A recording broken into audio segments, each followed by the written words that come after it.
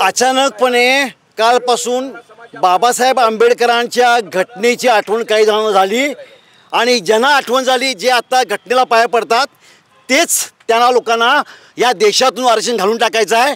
त्यांना मराठ्यांना आरक्षण द्यायचं नाही. मागच्या वेळेला 16% दिलं, ते चुकीचं दिलं होतं. त्याच लोकांनी आता आम्हाला 10% दिलं. 6% कमी का गेलं याच्याबद्दल ते बोलत नाहीत. आणि आता जे 16% ज्या कारणास्तव उडलं होतं त्या कारणास्तवच आता हे 10% सुद्धा उडणार आहेत. त्यांना मराठ्यांना आरक्षणापासून वंचित ठेवायचं आहे. मुळात ह्या लोकांना आरक्षण नको आहे देशामध्ये. नारी सुरक्षा कायदा म्हणून जो आणला होता, म्हणजे विधानसभेमध्ये 33% आरक्षण महिलांसाठी ज्यांना करायचं होतं, थम्पिंग मेजॉरिटी यांच्याकडे असताना राज्यसभेमध्ये मंजूर होतं आणि मागच्या मोदी 2.0मध्ये लोकसभेमध्ये ते मंजूर होत नाही. हेच ज्वलंत उदाहरण आहे की यांना आरक्षण द्यायचं नाही.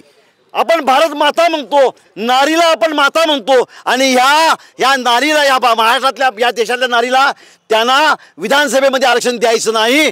यांना समाजामध्ये पुरुषाचं श्रेष्ठ मंजूर करायचं आहे. आमचा ह्याला कडाडून विरोध आहे.